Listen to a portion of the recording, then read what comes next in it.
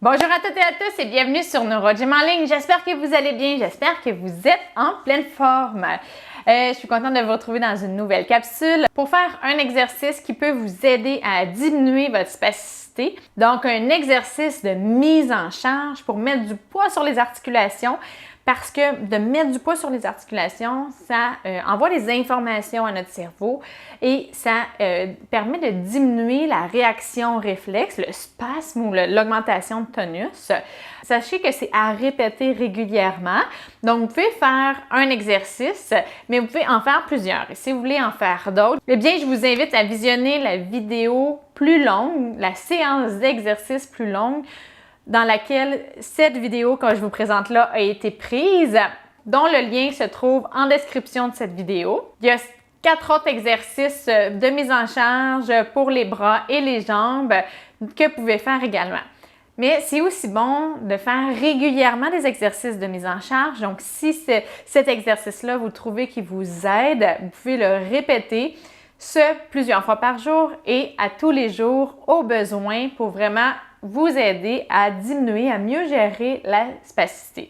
C'est toujours bon de faire des exercices comme ça avant de vouloir faire des exercices autres, surtout des exercices fonctionnels ou de contrôle moteur. Donc, on veut diminuer la spasticité pour laisser plus de place au mouvement volontaire, pour laisser plus de place au mouvement volontaire, qu'il y ait moins ces réflexes-là, parce que les spasmes et le tonus, l'augmentation de tonus, c'est un réflexe. Donc, c'est des exercices que vous pouvez refaire. Et un petit truc, si vous voulez retrouver ces vidéos-là rapidement, je vous invite à faire un pouce ou à faire j'aime sur les vidéos. Vous pourrez l'avoir dans votre liste des vidéos que vous aimez et aussi à vous abonner à nos différentes plateformes, notamment sur YouTube. Comme ça, vous pourrez nous retrouver rapidement et faire les exercices tous les jours. Également, avant de débuter les exercices se font en différentes positions, mais il faut être soit au sol ou au lit pour pouvoir être couché. Donc, assurez-vous d'être dans un environnement où c'est possible de vous coucher et que vous êtes sécuritaire. Sur ce, installez-vous bien, on commence dans quelques secondes. Excellent, j'espère que vous êtes bien installés. Donc, avant de débuter, comme toujours, rapidement, je dois dire que les exercices que je donne sont généraux, qui sont peut-être pas adaptés à votre condition, à vos capacités. Je donne des principes qui sont généraux pour la spasticité. C'est pas tout le monde qui réagit de la même façon. Donc, peut-être que pour vous, ça va être vraiment difficile de prendre la position parce que des fois, on est pris beaucoup. Donc, peut-être qu'il y a certains exercices qui vont être très difficiles. Essayez du mieux que vous pouvez. Ça n'a pas besoin d'être exactement comme moi. Donc, vous pouvez essayer de le faire différemment. Le principe, c'est de mettre de la charge. Donc, même si vous n'avez pas une posture qui est exactement comme moi, mais que vous avez quand même de la charge et qu'il n'y a pas de douleur ou qu'il n'y a pas une instabilité ou que ça pourrait blesser, bien, c'est quand même des bons exercices. Donc, pour continuer sur ça, si jamais vous avez de la douleur ou si vous savez que vous ne sentez pas beaucoup parce que vous avez des déficits sensoriels, à ce moment-là, pour être sûr de ne pas vous blesser, allez-y doucement. Vous pouvez demander à quelqu'un d'être avec vous pour être sûr qu'il n'y ait pas un mouvement qui va trop loin. Surtout au niveau de l'épaule, des fois, les gens ont une subluxation post-AVC, par exemple, ou à la sclérose en plaques, même lésion médulaire. On ne veut pas aller dans certaines amplitudes. Puis ça, souvent que vous l'êtes fait dire pendant la réadaptation. Si vous ne sentez pas, c'est bien d'avoir quelqu'un avec vous. Sinon, allez-y plus doucement, mettez moins de charge, puis essayez de regarder votre posture. Donc, on va commencer pour les bras. Donc, la spasticité au niveau des bras est souvent en flexion, comme ça. Là, ça, c'est quelqu'un qui aurait beaucoup de spasticité. Des fois, c'est pas autant. Ça peut être juste plus la main qui est raide ou des choses comme ça. Mais il est possible que vous soyez capable de bouger jusqu'à une raideur, une sensation de fluidité qui est moins là. Donc, c'est quand même bon de faire les exercices de mise en charge à ce moment-là. Si le bras est pris comme ça, vous allez peut-être avoir de la difficulté à aller ouvrir les doigts, aller faire une mise en charge qui est complète. Vous pouvez faire une mise en charge sur les doigts fermés, mais essayez le plus possible d'avoir les doigts ouverts. Et faites attention que vos ongles ne rentrent pas au niveau de la paume de la main si jamais vous faites la mise en charge et que vous ayez les ongles coupés pour ne pas vous blesser l'intérieur de la main. Donc, ce qu'on va faire, c'est que vous avez beaucoup de spasticité comme ça. Vous allez premièrement détendre le coude. Comme ça, vous allez prendre votre main, essayer de glisser les doigts. et d'ouvrir la main et on va déposer la main comme ça sur le côté. Plus vous allez aller loin, plus vous allez ouvrir ici, ça peut faire du bien, mais ça peut être plus difficile parce qu'on a les adducteurs, les mouvements comme ça, le bras va avoir tendance à coller quand il est très spastique. Donc, vous pouvez vous mettre un petit peu plus loin et on va faire des mouvements comme ça. On va essayer d'aller d'un côté à l'autre. On va faire des 30 secondes. Ils vont s'installer bien. Et dans le fond, on balance d'un côté et de l'autre pour mettre de la mise en charge. Si vous voulez, vous pourriez aussi mettre de la mise en charge sur un seul côté puis maintenir comme ça. Donc, si ça devient désagréable, s'il y a des contractions qui commencent ou des spasmes qui arrivent, on peut balancer comme ça. Moi, j'aime bien varier en clinique habituellement.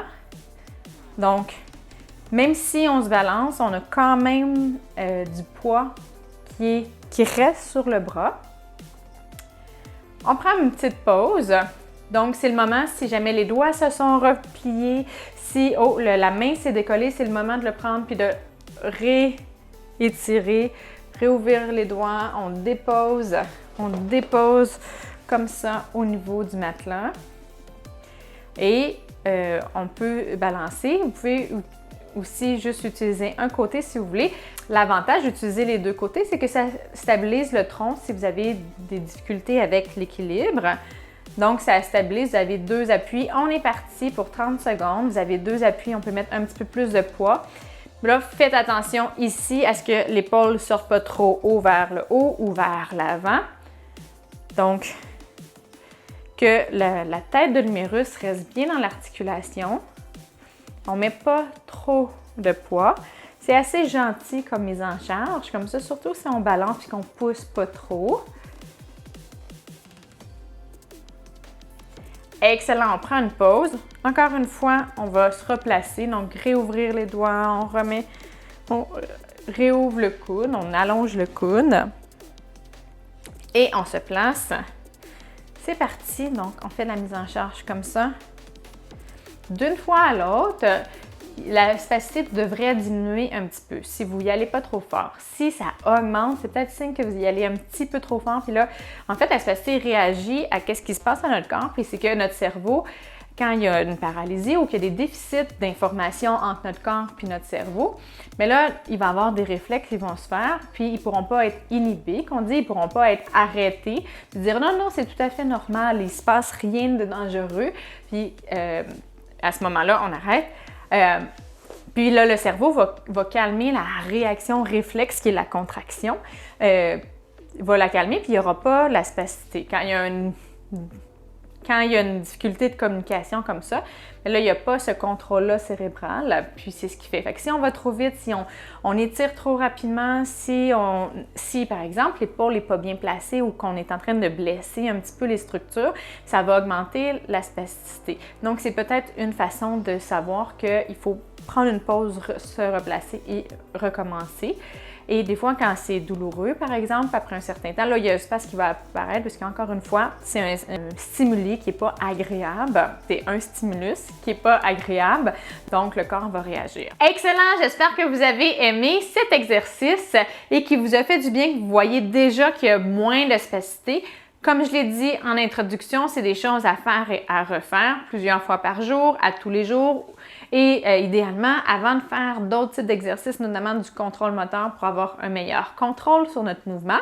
Et si vous voulez faire d'autres exercices, je vous invite à consulter le lien de la séance complète dans laquelle cet exercice-là a été pris, qui se trouve en description de cette vidéo. Et si vous avez aimé la vidéo, je vous invite à faire un pouce ou à faire j'aime. Je vous invite également à vous abonner à nos différentes plateformes pour être mis au courant de toutes les nouvelles vidéos qu'on va publier et également pour retrouver ce que vous aimez le plus rapidement possible.